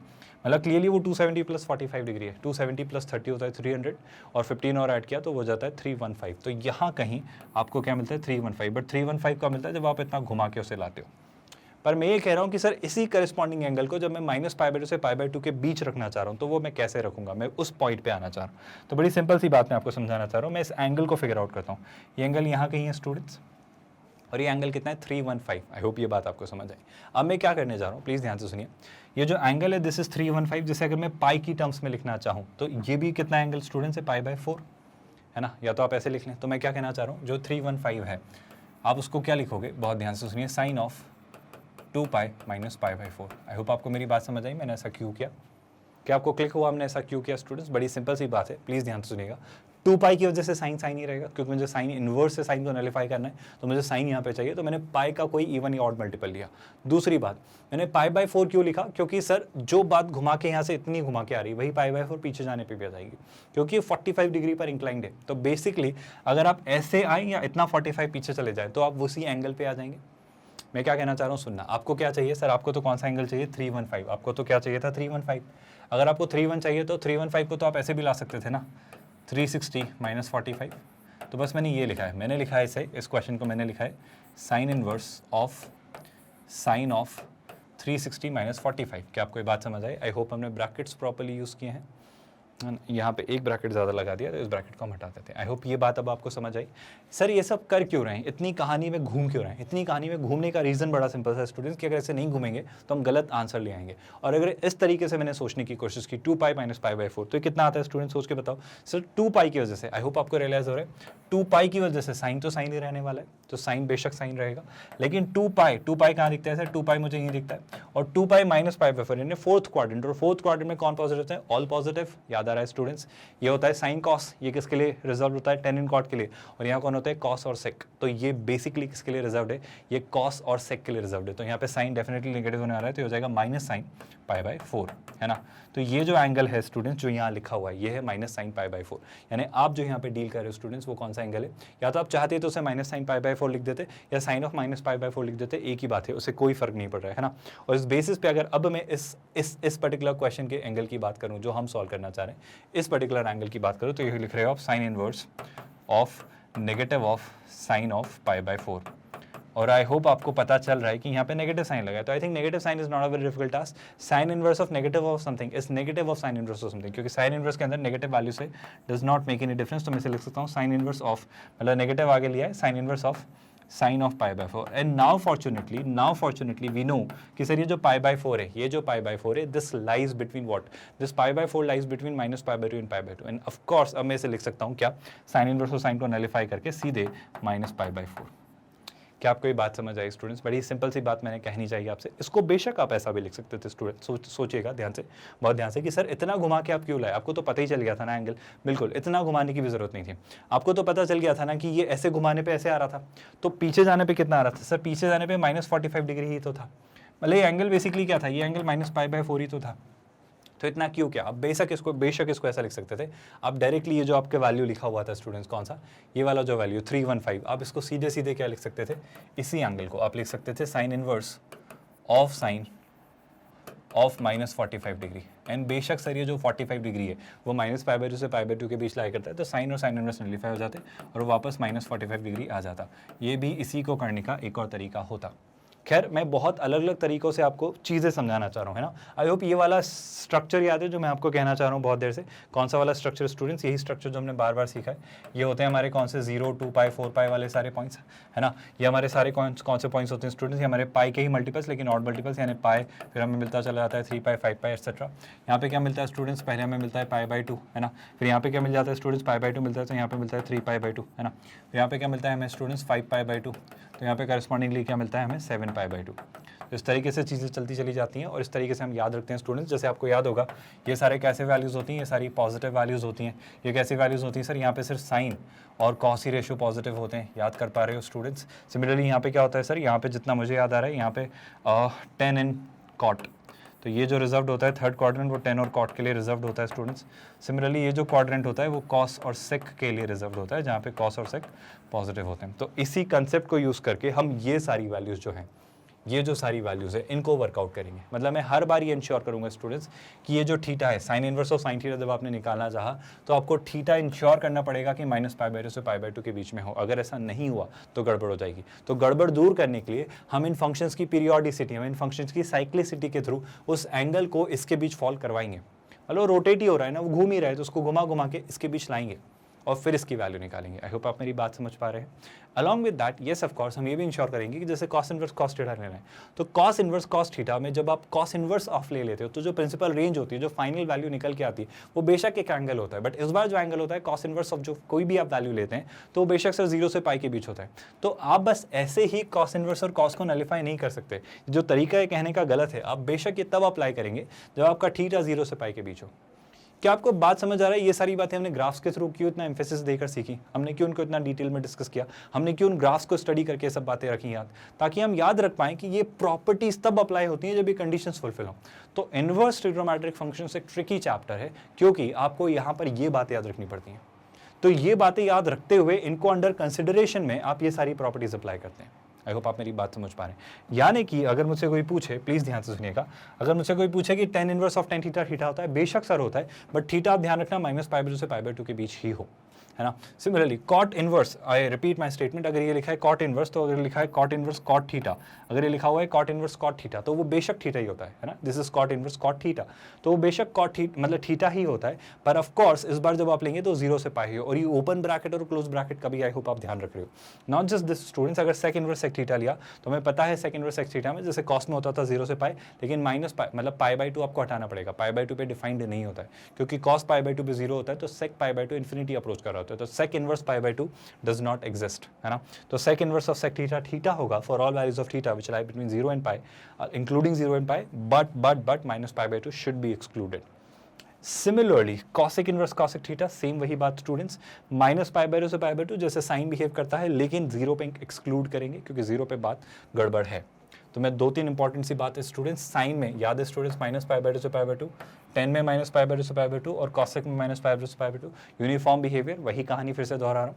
कॉस कॉट और सेक में, तो कॉस में 0 से पाई, कॉट में भी 0 से पाई, सेक में भी 0 से पाई, लेकिन छोटा सा डिफरेंस, साइन में -π/2 से π/2 इंक्लूडेड है, 10 में ये दोनों एक्सक्लूडेड है बाउंड्री कंडीशन, और कॉसेक में बस 0 बाहर कर दिया. सिमिलरली जब आप कॉस, कॉट और सेक में आते हैं, तो कॉस में 0 से पाई इस दोनों इंक्लूडेड है, कॉट में 0 और पाई बाउंड्री कंडीशन एक्सक्लूडेड है, और सेक में बस आपने ये ध्यान रखा कि पाई/2 हटा दिया, जैसे कॉसेक में आपने 0 हटाया था। आई होप ये सारी बातें याद हैं आपको। विद दैट स्टूडेंट्स थोड़ा और आगे बढ़ेंगे। आई होप ये बातें आप डाइजेस्ट कर पा रहे हो जो मैं कहना चाह रहा हूँ। जिसमें एक और एग्जांपल से आपको समझाता हूँ। जैसे अगर कॉस इनवर्स कॉस थीटा की मैं बात करूँ, जैसे एक और एग्जांपल ले लेते हैं ताकि आपको और क्लैरिटी रहे स्टूडेंट्स और आप कंफ्यूजन के साथ ना जाएं। जैसे मुझसे कोई कहे कि cos inverse of cos theta, क्या मैं ऐसे ही बस थीटा लिख सकता हूँ? बिल्कुल लिख सकते हो, पर क्या याद रखना होगा स्टूडेंट्स, ये बिल्कुल थीटा होगा, बट मुझे क्या याद रखना होगा सर? मुझे ये याद रखना होगा कि जो थीटा है सर वो 0 से पाई के बीच में कोई वैल्यू ऑक्यूपाई करे, है ना। और अगर मैं क्वाड्रेंट्स की थ्योरी आपको लगा के देखूं तो आपको वो एंगल, मतलब ये होता है स्टूडेंट 0, ये आपको याद होगा स्टूडेंट्स होता है पाई/2, तो यहाँ पे क्या मिलता है हमें स्टूडेंट्स पाई, मतलब वो जो एंगल है वो घूम फिर के 0 से पाई के बीच में होना चाहिए। आई होप आप मेरी बात समझ पा रहे हो। बड़ी साधारण और बड़ी सिंपल सी बात मैं आपसे कहना चाह रहा हूँ। मतलब अगर सुनिएगा बहुत ध्यान से, अगर मुझसे कोई कहे, लेट्स से कोई भी एक एंगल दे देता है, रैंडम सा कोई एंगल, है ना, घुमा के कोई देता है, लेट्स से कुछ एंगल तो दिया, जैसे मान लो मैं एक एंगल लेकर आता हूँ, जैसे अगर लिया 180 का डबल कितना होता है 360, है ना, तो ये आता है 180 का डबल 360 में 90 और ऐड किया तो कितना हो जाता है 450, और 450 में लेट्स से मैं 45 और ऐड कर देता हूँ, तो 450 में अगर मैंने 45 और ऐड किया, 450 में लेट्स से 30 ऐड करते हैं, तो 450 में जैसे 38 किया तो 480 डिग्री, है ना। तो लेट्स से मुझसे कोई पूछता है, इस बात को समझिएगा, लेट्स से मुझसे कोई पूछता है कि let's say sir cos inverse of मैं निकालना चाह रहा हूँ कॉस 480 डिग्री, है ना, cos inverse of cos of 480 degree, तो क्या सर आप कह दोगे कि सर कॉस और कॉस इनवर्स नलीफाई कर देंगे और आपका आंसर होगा 480 डिग्री? बेशक ये गलत बात है सर, ऐसा नहीं कर सकते, ये कहना या करना गलत होगा। ये गलत इसलिए होगा क्योंकि सर आपने गड़बड़ कर दी। गड़बड़ ये कर दी क्योंकि 480 डिग्री डज नॉट लाई और belong between 0 and pi, 180 degree और 0 के बीच में नहीं लाई करता है ना। तो मैं 480 को वहाँ लाने की कोशिश करूँगा। 480 को अगर मैं समझना चाहूँ तो देखो मुझे क्या नजर आ रहा है, 480 कुछ सिंपल सा फंक्शनैलिटी है, 480 कुछ ऐसा सा है, ध्यान से सुनो स्टूडेंट्स। क्या मैं 480 को थोड़ी देर के लिए 360 का डबल तो ज़्यादा हो गया, क्या मैं कहूँ कि ये 360 + 90, है ना, 360 + 90, इन बातों को बहुत ध्यान से सुनना, प्लस 360 + 90 कितना होता है स्टूडेंट्स 450, है ना। और आई होप ये 450 ही है, नहीं ये 440 है, आई थिंक नहीं 450 ही है। 30 और कितना हो जा रहा है स्टूडेंट्स, 360 + 30 कितना होता है, 360 + 40 कितना होता है 400, और 50 कितना होता है 450, और 450 में 30 और ऐड किया। ये सब बातें मैं क्यों कर रहा हूँ प्लीज़ ध्यान से सुनिएगा स्टूडेंट्स, बड़ी इंपॉर्टेंट सी बातें। 360 + 90 + 30 ये क्यों ढूंढा मैंने, इसको समझने की कोशिश करना। 360 मतलब क्या, याद करो स्टूडेंट्स 2 पाई मतलब एक रिवॉल्यूशन पूरा। 90 मतलब क्या, एक क्वाड्रेंट और लिया और फिर आपने 30 डिग्री और लेके गए, आपने पाई/6 यूनिट से और घुमाया। इस बात को समझने की कोशिश करो स्टूडेंट्स। अगर मैं यहाँ पे घुमाऊँ इसे तो कितना घूम रहा है वो समझो स्टूडेंट्स। अगर मैंने ऐसे रोटेट किया तो मुझे कैसे घूमता हुआ दिख रहा है, इस बात को ध्यान से सुनना, इससे पूरा क्वेश्चन आपका वर्कआउट होगा। सर आपका जो ये है, आपने जो एंगल निकालना चाह रहे हो, कौन सा एंगल 480 डिग्री, 480 डिग्री को अगर आप अपनी लैंग्वेज में लिखना चाहो तो इस तरीके से भी मैं लिख सकता हूँ, ये कितना आ जा रहा है ओवरऑल। अगर मैं 480 डिग्री को रेडियंस में लिखूँ तो 480 डिग्री रेडियंस में कितना हो जा रहा है, बस एक मोटा मोटा सा आइडिया लेके बताना चाह रहा हूँ। सर ये हो जा रहा है 2 पाई, है ना, तो ओवरऑल इनका एलसीएम ले लेते हैं, लेट्स से 6, है ना, तो कितना हो जाएगा, यहाँ पे मान लो ये 1 लिखा है तो 1 का 6 टाइम्स 6, 6 × 2 12, तो हो जा रहा है 12 पाई, ये है 2, 2 का 3 टाइम्स तो हो रहा है 3 पाई, वो है 6 तो हो जा रहा है पाई, है ना। 12 + 3 कितना होता है 15, 15 + 1 कितना होता है 16, तो हो जा रहा है 16 पाई/6, ये हो जा रहा है 16 पाई/6। आई होप या तो ऐसे कर लेते या फिर 480 को कैसे डिवाइड कर लेते, आप वो पाई और 80 वाला, पाई और 180 वाला रिलेशनशिप भी कर सकते हो। और 16 पाई/6 कितना हो जाएगा स्टूडेंट्स, 2 से आई थिंक डिविजिबल है, तो हो जाने वाला है 8 पाई/3। तो ओवरऑल अगर आपसे कभी भी कोई कहे स्टूडेंट्स कि आप निकाल के हमें बताओ, क्या आप हमें निकाल के बताओ, let's say cos inverse of cos of what 8 पाई/3, तो मैं बस ऐसे ही इन जनरल नहीं लिख दूंगा 8 पाई/3 को कैंसिल आउट करके। आई होप हम यही करना चाह रहे हैं 8 पाई/3 कि सर कॉस और कॉस इनवर्स नलीफाई कर दो और आप लिख दो 8 पाई/3, नहीं ये कहना गलत होगा। आपको एक्चुअली 8 पाई/3 को 0 से पाई के बीच में फिगर आउट करना पड़ेगा कि एग्जैक्टली वो कहाँ घूम के आता है। तो 8 पाई/3 को अगर मैंने पार्ट्स में ब्रेक किया तो एक नजरिया तो ये कि आप इसे ऐसे देख लो सर। ऐसे देखने का मतलब क्या हो रहा है, ध्यान से समझिएगा स्टूडेंट्स। 8 पाई/3 को जब मैंने ध्यान से देखा तो हो जाता है 360 + 90 + 30, मतलब 2 पाई + पाई/2 + पाई/6। इसका क्या मतलब है सुनिएगा ध्यान से। सर 2 पाई का मतलब क्या, 2 पाई का मतलब होता है स्टूडेंट्स, ध्यान से सुनिए, 2 पाई का बड़ा सिंपल सा मतलब है कि सर एक बार तो पूरा घूम गया, ये कितना है 2 पाई, प्लस पाई/2 मतलब एक और 90 डिग्री घुमाया, प्लस पाई/6 है ना, ये कितना है प्लस पाई/6 मतलब 30 डिग्री और घुमाया, मतलब ओवरऑल आप यहाँ कहीं आ गए, है ना, आप यहाँ कहीं आ गए, आपने इसे 30 डिग्री और घुमाया तो आप यहाँ कहीं हो। तो ये आपका ओवरऑल 8 पाई/3 का बार बार रिवॉल्यूशन, इटरेशन और रोटेशन है, जो फाइनली 0 से पाई के बीच तो आया, 0 से पाई के बीच तो बेशक आया, लेकिन इसे सोचने का क्या कोई और तरीका हो सकता है? बिल्कुल हो सकता है। इस बात को बहुत ध्यान से सुना सर। ओवरऑल अगर मैं मोटा मोटा देखना चाहूँ तो ये कितना है सर? ये है π/6 एंगल, है ना? तो ये एंगल कितना होगा सर? ये क्लियरली π/3 होगा। और सर अगर ये π/3 है, अगर ये π/3 है, अब प्लीज़ इस बात को ध्यान से सुनिए, मैं इसी बात पे आता हूँ सर। ये कितना है?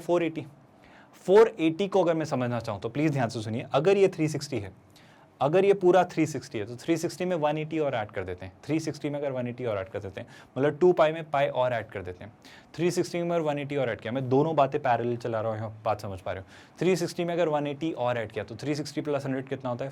460। 460 में 80 और ऐड किया तो 40 इधर गया, 40 उधर गया, तो कितना हो जा रहा है स्टूडेंट्स? ये 440। आई होप आपको बात समझ आई। मैं फिर से समझाता हूँ स्टूडेंट्स, ये जो बात कहना चाह रहा हूँ 440 नहीं, आई थिंक मैंने कुछ तो गड़बड़ की। मैं फिर से बताता हूँ, सुनिएगा बहुत ध्यान से। ये है हमारा 480, है ना? हमें कहाँ जाना है? 480 तक। अगर 480 तक जाना है तो मैं क्या कहना चाह रहा हूँ? मैं कहना चाह रहा हूँ कि मान लो मैंने 360 में 180 ऐड किया, आई होप आप समझ पा रहे हो, वो 540 हो जाने वाला है ना? 440 मैंने गलत बोला। So this is going to be what? 360 plus 100 कितना होता है? 460। 460 में 80 ऐड किया तो 460 प्लस 40 500 प्लस 40 540। तो मैं अगर डिग्रीज में देखना चाहूँ तो 540 तक आप चले गए, लेकिन 540 से 480 आप ज़्यादा चले गए। तो आप 480 तक लाने के लिए क्या करोगे? आप करोगे 540 माइनस 480 तक आपको आना है ना, तो 540 में से आप कितना सब्ट्रैक्ट करोगे? 60 डिग्री। मैं ये सब बातें क्यों कह रहा हूँ स्टूडेंट्स? प्लीज़ इसे बहुत ध्यान से सुनिएगा, बहुत ज़रूरी और क्रूशियल सी बातें। इसी बात को क्या मैं इस तरीके से कह सकता था सर? प्लीज़ ध्यान से सुनिए। आप इसको कितना घुमा के ले आए सर? बहुत ज़्यादा घुमा दिया आपने। खैर, इसको आसानी से सोचने का तरीका होता है कि आप जब 8π/3 लिखना चाह रहे हो तो क्या 8π/3 को मैं ऐसा लिख सकता हूँ? प्लीज़ ध्यान से सुनिए। क्या मैं 8π/3 को, और मैंने 3 से डिवाइड भी किया तो ध्यान से सुनिएगा, मैं अगर 3 से 3 टाइम्स डिवाइड कर दूँ, है ना, तो कितना हो जाता है? 3π। लेकिन अगर 3 टाइम्स डिवाइड करते तो आप 9π तक चले गए, तो एक बार का π/3 एक्स्ट्रा रह गया, तो उसे आप लिख दो π/3। क्या आप मेरी बात समझ पाए स्टूडेंट्स? मैंने क्या किया? मैंने नेगेटिव रिमाइंडर का कंसेप्ट इंट्रोड्यूस किया। ये लाइन नहीं भी समझ आई तो इसको ऐसे सोचो स्टूडेंट्स, 3π कितना होता है? अगेन 540, और π/3 कितना होता है? 60। तो 540 में से 60 सब्ट्रैक्ट किया तो कितना आ रहा है? 480 डिग्री। या फिर आप ऐसे सोच लो, 3 × 3 कितना? 9, 9 माइनस पाई कितना हो जा रहा है? 8π/3। तो 8π/3 को क्या मैं 3π माइनस π/3 लिख सकता हूँ? बहुत जल्दी आप समझ जाएंगे ऐसा क्यों। क्या इतनी सारी बातों को अगर आप नज़रअंदाज भी कर दें तो बस इतना मेजर सा बात याद रखिए कि सर पहली बात तो ये, अगर मुझसे क्वेश्चन में अगर पूरी बात भूल के भी बस आप इतना सा सोचने की कोशिश करो कि अगर मुझसे कोई पूछता है cos inverse of cos of 8π/3, तो मैं 8π/3 नहीं लिख सकता, क्योंकि 8π/3 को जब 3 से डिवाइड किया तो बेशक सर 8π जो है वो 3 से तो बहुत ज़्यादा है, 3 का डबल से भी ज़्यादा है, तो 2 पॉइंट समथिंग पाई आ रहा है, तो वो 0 से पाई के बीच तो लाई नहीं कर रहा है, तो गड़बड़ है। गड़बड़ को दूर करने के लिए क्या किया मैंने? 3π माइनस π/3 जैसा कुछ लिखने की कोशिश की 8π/3 को। आई होप ये लाइन आपको समझ आई। ऐसा करने से फायदा क्या हो रहा है? अब सुनिएगा बहुत ध्यान से। अब मैं इस क्वेश्चन को वर्कआउट करने की कोशिश कर रहा हूँ। तो क्वेश्चन है cos inverse of cos of what students? cos of 8π/3, और 8π/3 को मैं क्या लिख सकता हूँ? मैं लिख सकता हूँ 3π माइनस π/3। तो मैंने कुछ ऐसा लिखा है स्टूडेंट्स। इससे फायदा क्या हुआ सर? cos इनवर्स तो एज इट इज़ रहा, cos भी एज इट इज़ ही रहा। क्यों रहा सर? क्योंकि आप क्या ले रहे हो sir? cos of 3π। I hope आपको ये बातें नजर आ रही हैं कि सर 3π की वजह से cos ही रहेगा, लेकिन 3π कहाँ होता है सर? 0π, मतलब 0 2π 4π वहाँ होते हैं, पाई 3π सब यहाँ आते हैं, तो 3π मतलब ये वाला एक्सेस, और 3π में से कुछ सब्ट्रैक्ट किया। जब 3π में से π/3 सब्ट्रैक्ट किया, मतलब आप कौन से क्वाड्रेंट में हो? आप सेकंड क्वाड्रेंट में। आई होप ये बातें आपको समझ आ रही हैं। मैं बहुत अलग अलग तरीकों से आपको समझाना चाह रहा हूँ, है ना? तो जैसे ही आप सेकंड क्वाड्रेंट में आए, तो सेकंड क्वाड्रेंट में कौन कौन पॉजिटिव होता है सर? सेकंड क्वाड्रेंट में आपका साइन और कॉसिक पॉजिटिव होता है। अगर साइन और कॉसिक पॉजिटिव है तो कॉस तो नेगेटिव होना है, तो इस कॉस के आगे आप क्या लगा लोगे सर? इस कॉस के आगे आप नेगेटिव साइन यूज़ कर लेंगे। इस कॉस के आगे आप क्या यूज़ करेंगे सर? Negative sign. तो हो जाएगा cos inverse minus of cos of what? cos of π/3। I hope ये बात आपको समझ आई। बड़ी ही सिंपल सी बात मैंने कहनी चाहिए। अगर मैंने cos 3π माइनस π/3 निकाला तो क्या आ रहा है? Minus of cos of π/3। Sir क्या सीधे मैं माइनस साइन बाहर निकाल सकता हूँ? जस्ट अभी डिस्कस किया स्टूडेंट्स, हमने क्या डिस्कस किया कि सर प्रॉब्लम ये है कि अगर आपसे कभी भी कोई भी बोले cos इनवर्स माइनस x, तो बेशक आप इसे लिख लीजिएगा, बट आप इसे लिखेंगे minus of cos inverse of x। याद है स्टूडेंट्स? बस यही बात हम यहाँ अप्लाई करेंगे और इसी कहानी के साथ आगे बढ़ेंगे। तो ये लिखा है cos inverse of minus of x, ये एक वैल्यू है, राइट? तो अगर इस वैल्यू को मैं वर्कआउट करना चाहूँ तो मैं क्या लिखूंगा? पाई माइनस क्या लिखूंगा स्टूडेंट्स? cos इनवर्स ऑफ क्या? cos of π/3।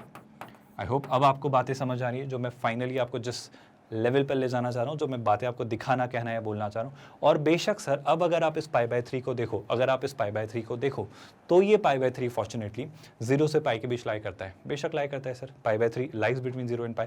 तो अब मैं cos और cos इनवर्स को नलीफाई या वॉइड या कैंसिल आउट कर सकता हूँ। और जब आप ऐसा करेंगे तो आप क्या पाएंगे स्टूडेंट्स? बहुत ध्यान सुनिए। तो यहाँ पे तो पाई बच जा रहा है, और ये कितना है? π/3। है ना, और पाई में से पाई बाय 3 सब्ट्रैक्ट किया तो कितना आ जा रहा है, सीधे सीधे सोच के देखो।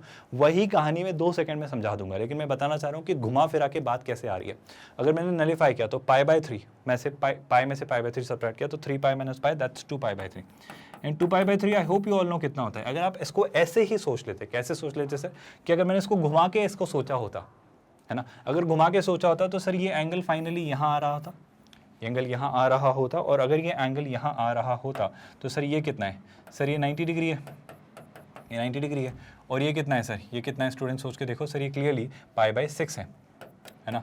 और अगर मैं 90 डिग्री में पाई बाय 6 ऐड करूँ, अगर मैं 90 डिग्री में पाई बाय 6 ऐड करता, मैंने तो फिगर आउट कर ही लिया था ना ये एंगल कहाँ है स्टूडेंट्स, हमने ऐसे भी सोच ही लिया था। तो अगर 90 डिग्री में पाई बाय 6 ऐड किया होता तो कितना आता है स्टूडेंट्स, 90 डिग्री में पाई बाय 6 ऐड करो, आप ध्यान से देखो, सीधे सीधे सोच लो, 6 pi plus 2 pi 8 pi by 12, और 8 पाई बाय 12 मैंने मतलब फटाफट बिना एलसीएम लिए कर दिया, क्रॉस मल्टीप्लिकेशन, आई थिंक 4 से आप कैंसिल करो तो ये होता है 4 का 2 टाइम्स और 3 टाइम्स, तो ये जा रहा है 2 पाई बाय 3।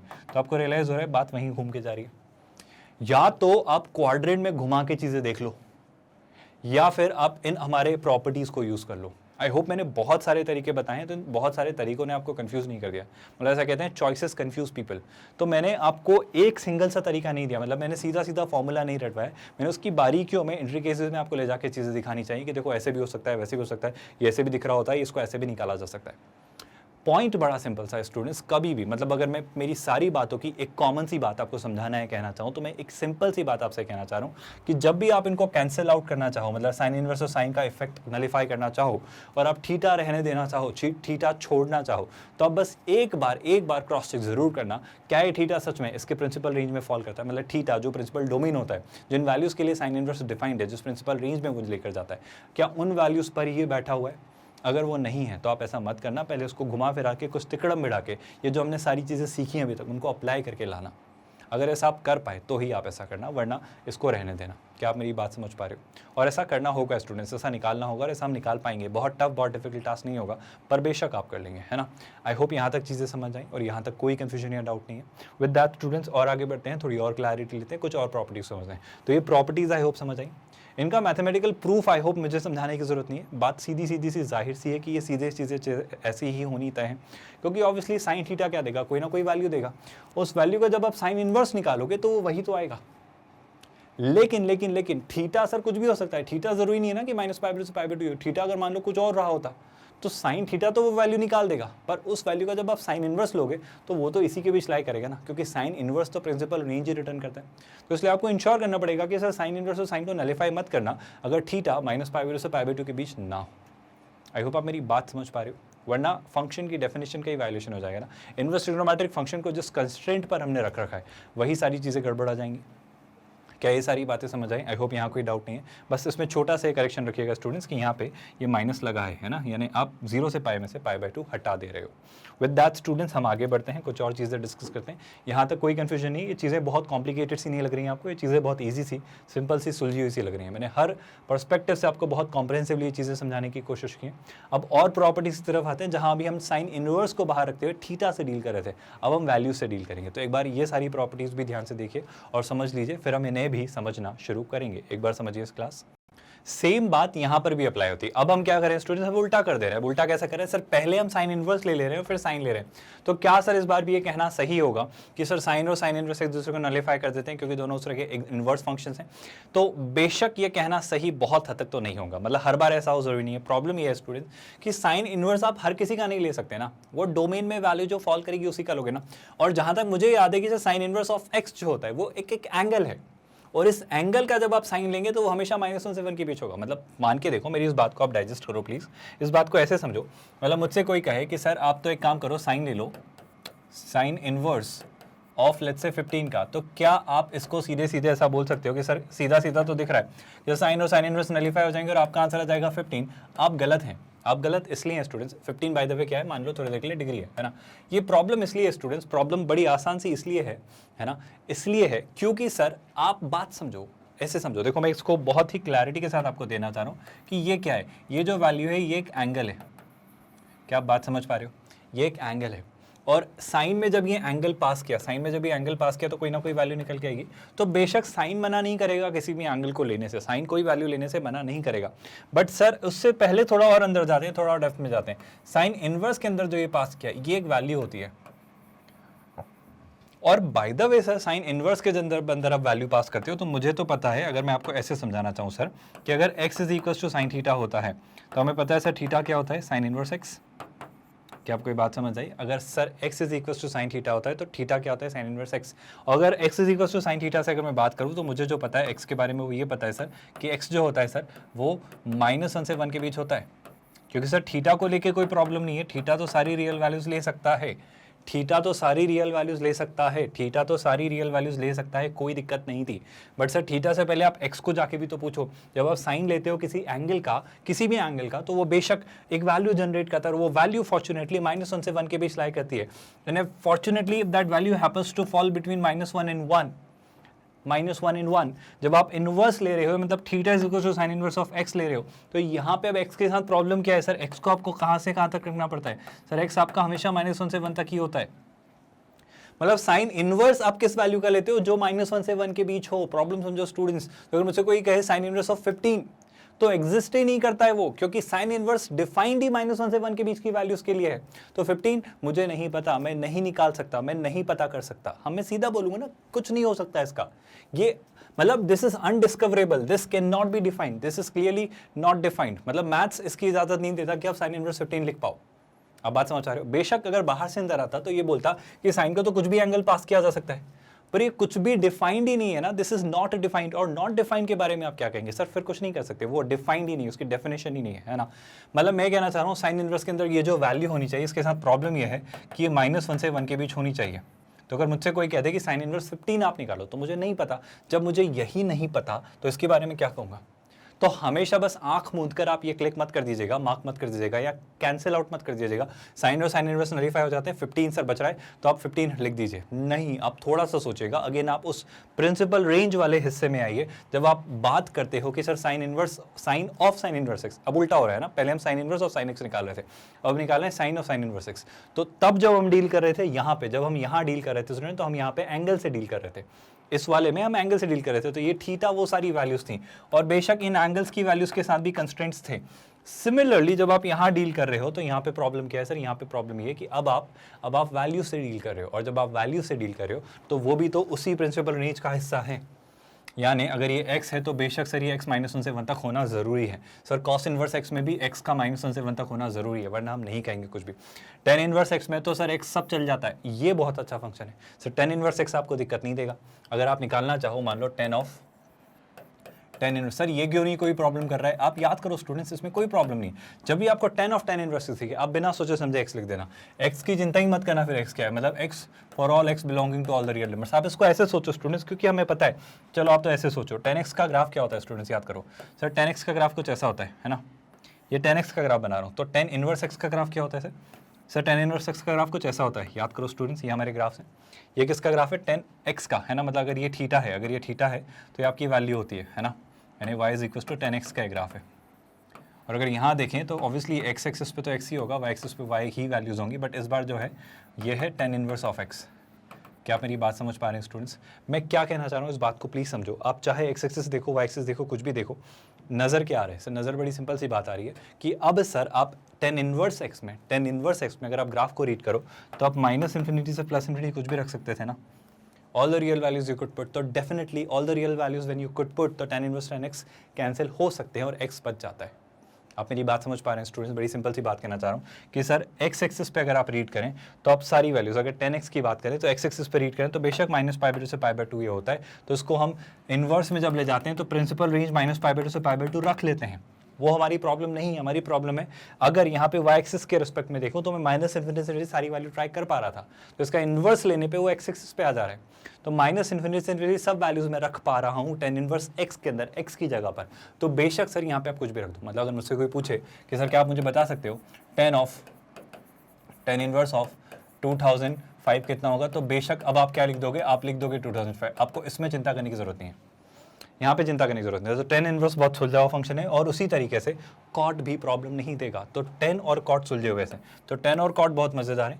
इनमें थोड़ा सा केयरफुल रहना होगा फर्स्ट और सेकंड में, एंड ऑफ कोर्स सेक और कॉसेक के साथ भी बहुत केयरफुल रहना होगा, क्योंकि हमें पता है स्टूडेंट्स, क्या पता है सर, सेक का भी हमें पता है। अगर मैंने कभी आपसे बोला sec of sec inverse of x अगर आप निकालें, है ना, तो हमें पता है सर इस एक्स के साथ प्रॉब्लम क्या होती है, इस एक्स के साथ प्रॉब्लम ये होती कि ये जो एक्स है, ये जो x है सर, ये बेशक हमेशा या तो क्या होता है -∞ से -1 तक, आई होप मैं सही लिख रहा हूँ, है ना, जहाँ तक मुझे याद आ रहा है, बिल्कुल, है ना, या फिर क्या होता है, वो मैं थोड़ा उधर चला गया था डोमेन वाले पार्ट में, तो मतलब रेंज वाले पार्ट में, और ये क्या होता है स्टूडेंट्स, ये क्लियरली क्या होता है 1 से इन्फिनिटी तक, और 1 और -1 दोनों इंक्लूडेड रहते हैं स्टूडेंट्स। थोड़ा सा मैं कंफ्यूज हो गया था इस वाले पार्ट को लेकर, क्योंकि हम दोनों पैरेलल चला रहे हैं, इन्वर्स और ट्रिग्नोमेट्री दोनों, तो थोड़ा सा मुझे वो पाई वाला पार्ट आ गया था याद, है ना। तो सर बेशक अब अगर आपसे कोई गलती से कह दे, -1 से 1 के बीच की कोई वैल्यू दे दे, मतलब अगर आपसे कोई पूछे, मान लो कैसा वैल्यू, मान लो आपसे कोई पूछे कि सर आप निकाल के बताओ सेक इनवर्स ऑफ लेट्स से 1/2, आप क्या बोलोगे, सोच के बताओ। आप बोलोगे मुझे नहीं पता, नॉट डिफाइंड, क्योंकि sir sec inverse 1/2 is not defined, sec inverse 1/2 is not defined. तो sec of a value which is not defined कैसे निकालोगे, नहीं निकाल सकते। आई होप आप मेरी बात समझ पा रहे हो।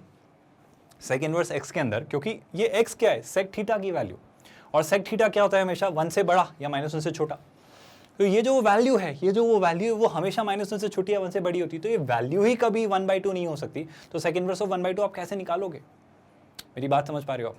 मतलब सेक में कोई भी ऐसा एंगल नहीं होता है जो आपको 1/2 देता है। आप मेरी बात समझ रहे हो। आप ग्राफ याद करो स्टूडेंट, सेक इनवर्स एक्स का आप ग्राफ याद करो, या तो वो 1 से ऊपर होता है, -1 से नीचे होता है, तो वो ग्राफ ही जब 1/2 पे नहीं आता है, सेक थीटा की बात कर रहा हूँ मैं, है ना, तो डेफिनेटली सर यहाँ पे 1/2 कैसे रखोगे। तो अगर मुझसे कोई पूछे सेक इनवर्स 1/2, तो पता ही नहीं से कोई सी वैल्यू ही नहीं है सर। सेक का कोई थीटा ऐसा नहीं होता जो 1/2 जनरेट करता है, सेक में कोई ऐसा एंगल नहीं होता है सेक के ग्राफ में जो 1/2 आपको वैल्यू दे। तो सेक इनवर्स 1/2 कोई एंगल मिलेगा ही नहीं, और अगर कोई एंगल ही मिल रहा है तो उस एंगल पे सेक कैसे निकालोगे, ये एंगल ही अननोन है, ये एंगल ही नॉट डिफाइंड है। मेरी बातें आप समझ पा रहे हो। The same is true for cosec students. अगर मुझसे कोई पूछता है क्या, याद करो सेम वही बात याद करो, cos of cosec inverse, same story, बिल्कुल सेम, एग्जैक्ट यही बात, है ना। अगर आपसे कोई क्या पूछता है cosec of cosec inverse of x, है ना, ये कुछ कोई पूछता है और आपसे कोई कहे कि सर सीधी सीधी बात है, एक्स को कॉसेक इनवर्स और कॉसेक को कैंसिल कर दो, आप कह दो एक्स, बेशक आप कह सकते हो, लेकिन वही प्रॉब्लम है वापस। आप सोच के देखो, यहाँ पे भी कंस्ट्रेंट क्या है सर, एक्स जो है वो क्या होना चाहिए, एक्स हमेशा -∞ से -1 के बीच या फिर 1 से इन्फिनिटी के बीच होना चाहिए। क्योंकि सोच के देखो, अगर मुझसे कोई पूछता क्या कि sir cosec inverse of 0 define कर दो सर आप, तो आप क्या कहोगे सर, कॉसेक इनवर्स और कॉस कैंसिल हो जा रहा है, 0 बच रहा है। ये थ्योरी बहुत हद तक गलत है यार, अदर पूरे तरीके से गलत है, आप ऐसा नहीं कर सकते, है ना, ये 0 नहीं है। प्रॉब्लम ये है स्टूडेंट्स, आप कॉसेक इनवर्स का ग्राफ याद करो, कोई भी थीटा ऐसा है ही नहीं ना जिसके लिए कॉसेक 0 हो जाता है, क्योंकि जब साइन इन्फिनिटी होता है तो कॉस 0 होता है, infinity is an unapproachable value, है ना, मेरी बात समझ पा रहे हो। तो कॉसेक कभी भी 0 नहीं होता, कॉसेक किसी भी एंगल के लिए 0 नहीं होता, कॉसेक में कोई भी ऐसी वैल्यू नहीं होती है एंगल की जिसके लिए वो 0 रिटर्न करे। मतलब कॉसेक इनवर्स 0 का ग्राफ ही मुझे नहीं मिलेगा, कहीं मुझे पॉइंट ही एग्जिस्ट नहीं करता मिलेगा, मतलब एक अननोन वैल्यू है, this is unknown to us. And can you believe this, cosec of something unknown, how can it be defined, how can it be 0? तो मुझे ये ऐसा करना गलत लगेगा, मैं बिल्कुल इसे कहूंगा कि ये गलत है। तो ये 2-4 बातें प्लीज याद रखिए स्टूडेंट, जो बातें हमने डिस्कस की, हमने समझने की कोशिश की कि sine of sine inverse x होता है बेशक जब x -1 से 1 तक हो, कॉस इनवर्स एक्स होता है जब x -1 से 1 के बीच हो, सिर्फ तब। मतलब अगर आपसे कोई पूछे कि सर आप तो निकाल दो मुझे साइन इनवर्स ऑफ लेट्स से 1009, तो आप प्लीज़ इसको ऐसे मत कहिएगा कि आप कह दो 1009, ये गलत है, आप ऐसे ऐसे कैंसिल नहीं कर सकते ना, गलत है, क्योंकि सर x -1 से 1 के बीच नहीं है, अगर होगा तो मैं सोचूंगा, है ना। tan इनवर्स चलेगा, cot इनवर्स चलेगा, सेम सेक और कॉसेक भी चलेंगे, बस 2 जोन के लिए, -1 से 1 के बीच की कोई वैल्यू ना रख दे गलती से, और यहाँ भी -1 से 1 के बीच की कोई वैल्यू ना रख दे गलती से, है ना। तो इन दोनों चारों बातों को याद रखते हुए अगर आप सोचेंगे तो आप चीज़ें सोच पाएंगे। अभी प्रॉपर्टीज़ हमने डिस्कस करना शुरू किया है, और जो मैंने पहली डीपीपी में क्वेश्चंस कराए ना, वो इन्हीं प्रॉपर्टीज़ पर बेस्ड क्वेश्चंस हैं। खैर अभी और भी हम डीपीपीज़ करेंगे, अभी और भी हम चीज़ें करेंगे, पर फिलहाल तो अभी हम और भी सारी प्रॉपर्टीज़ करने वाले हैं। तो अभी तो हम दोनों ही प्रॉपर्टीज़ पढ़ रहे हैं, 1 या 2, शुरुआत की दोनों स्टैंडर्ड सी बेसिक सी प्रॉपर्टीज़, जिनको मैं बहुत अच्छे से आपके ब्रेन में फीड करना चाह रहा हूँ कि आप अच्छे से इनको याद रख पाएँ और कुछ भी गलती ना करें, क्योंकि इन माइन्यूट से सिली सी एरर की वजह से आप कुछ तो भी करके आ जाएंगे। तो जितने अच्छे से इंसाइट्स आपको क्लियर होंगी, जितनी बारीकी में आपको कंसेप्ट पता होंगे, उतने अच्छे से आप न्यूएंसेस से डील कर पाएंगे और क्वेश्चंस को प्रिसाइजली आंसर ला पाएंगे। मतलब बहुत माइन्यूट सा, बहुत बारीकी का खेल है, मतलब बाल की खाल निकालने जैसी बात है। ये एग्जाम इतनी बारीकी में डील करती हैं, है ना। तो अगर मैंने 2 प्रॉपर्टीज़ अभी समझाई हैं तो आई होप ये डिटेल में बहुत क्लियर है आपको कि कैसे ये चीज़ें होने वाली हैं। खैर अभी और भी हम मतलब 6 to 7 प्रॉपर्टीज़ पढ़ेंगे और उन पर क्वेश्चंस करके उन्हें और कंसोलिडेट करेंगे। आई होप यहाँ तक मैंने जो 2 प्रॉपर्टीज़ अभी फिलहाल समझाई, इनको लेकर कोई डाउट नहीं है। विद दैट स्टूडेंट्स, अभी फिलहाल आगे बढ़ते हैं और आगे चीज़ें समझते हैं। बट अभी और भी प्रॉपर्टीज़ आने वाली हैं, और भी प्रॉपर्टीज़ हम कंटिन्यू करेंगे नेक्स्ट लेक्चर में। तो सबसे ज़रूरी और सबसे खास बात स्टूडेंट्स की मैग्नेट ब्रेन्स एक इकलौता ऐसा प्लेटफॉर्म है जो कि आपको 100% free of cost quality education provide करता है। किंडरगार्टन से 12th स्टैंडर्ड अलग अलग बोर्ड्स, अलग अलग मीडियम्स में आपको एजुकेशन प्रोवाइड करता है। ना सिर्फ ये स्टूडेंट्स बल्कि ऑफकोर्स हम आपको अलग अलग competitive exam, government entrance exam, हर तरह के अलग अलग सेक्टर्स और सेगमेंट में भी education free of cost, complete courses, complete programmes पूरे तरीके से बिना कोई सब्सक्रिप्शन पर बेस्ड, कोई हिडन चार्जेस नहीं। ये सारी चीज़ें आपको free of cost magnet brains provide करता है थ्रू इट्स प्लेटफॉर्म www.magnetbrains.com। यही सारी चीज़ें आपको हमारे यूट्यूब चैनल पर भी मिलती है। जैसे अगर आप ITJ नीट का चैनल एक्सेस करें, so that is magnet brains ITJ NEET, वहाँ पर भी आप सारी चीज़ें फ्री ऑफ कॉस्ट एक्सेस कर सकते हैं। प्लेलिस्ट में सब कुछ अरेंज है और सेम सारी की सारी चीज़ें वेबसाइट पर भी ऑर्गेनाइज्ड हैं। आप चैनल पर जाइए, वेबसाइट पर जाइए, वहाँ सेक्शंस में जाइए, जैसे ITJ में जाएंगे, ITJ में जाकर सब्जेक्ट पर क्लिक कर दीजिए। सब्जेक्ट पर क्लिक करेंगे, जो भी आपका सब्जेक्ट है, जो भी आप पढ़ना चाह रहे हैं, सब्जेक्ट के अंदर जाके आप एक्सपांड करेंगे, सब कुछ फ्री ऑफ कॉस्ट है ना, कोई सब्सक्रिप्शन, हिडन कॉस्ट कुछ नहीं है, पूरे तरीके से फ्री ऑफ कॉस्ट। आप अंदर जाएंगे सब्जेक्ट के, आप चैप्टर देखिए, चैप्टर को एक्सपांड करिए, जो भी लेक्चर देखना है बफर फ्री मोड में वहीं वॉच नाउ कर दीजिए या यूट्यूब पर जाके देख लीजिए। वेबसाइट पर या यूट्यूब के चैनल के वीडियोज़ के डिस्क्रिप्शन में आपको डाउट पूछने का भी लिंक मिल जाएगा। आस्क योर डाउट पर क्लिक करेंगे, आपके डाउट्स भी आप हमें फॉरवर्ड कर सकते हैं, हम उन्हें भी रिजॉल्व करेंगे। हमारा एप्लीकेशन भी आप एक्सेस कर सकते हैं, वो भी डाउनलोड करके सेम चीज़ें एज इट इज रेप्लिकेट होती हैं। तो इतने सारे तरीक़ों से आप free of cost quality education achieve कर सकते हैं। हमारा यकीन है कि ये वीडियोस आपको पसंद आ रहे हैं। पसंद आने से पहले आई होप यहाँ तक की सारी चीज़ें क्लियर हैं। प्रॉपर्टीज़ जो हमने 2 पढ़ी अभी, यहाँ तक कोई डाउट नहीं है। अलॉन्ग विद दैट और भी हम प्रॉपर्टीज़ पढ़ेंगे आने वाले लेक्चर्स में।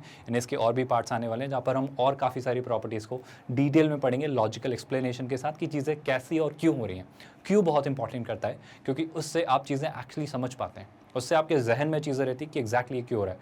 आप कारणों पे चलिए, आप लॉजिक्स पे काम करिए, है ना। लॉजिक्स बहुत ज़रूरी है होना, वही आपकी इंटेलिजेंस को इंप्रूव करते हैं। नॉलेज और इन्फॉर्मेशन के थ्रू इंटेलिजेंस पे काम करिए, है ना। सबसे खास बात स्टूडेंट्स की, अगर ये वीडियोस पसंद आ रहे हैं तो इन्हें ज़रूर लाइक करिए। अपार्ट फ्रॉम दैट, चैनल पर आने वाली हर एक्टिविटी से अपडेटेड रहने के लिए चैनल को सब्सक्राइब भी करके रखिए, ताकि हर कुछ जो भी चीज़ आपके लिए रिलीज़ हो रही है आप हमेशा इन्फॉर्म्ड रहें। And the most important part, अपने दोस्तों से, अपने कलीग से, अपने बड़े, अपने छोटे, कोई भी आपके आसपास जो भी लोग हैं, जहाँ तक भी आप पहुँच सकते हैं, उन ज़्यादा से ज़्यादा लोगों से ये free of cost quality online education platform share करिए, ताकि ज़्यादा से ज़्यादा लोग इस चीज़ से बेनिफिट हो सकें और वो क्वालिटी एजुकेशन एक्सेस कर पाएँ। With that students, we are calling it today. ख्याल रखिए अपना। Thank you so much.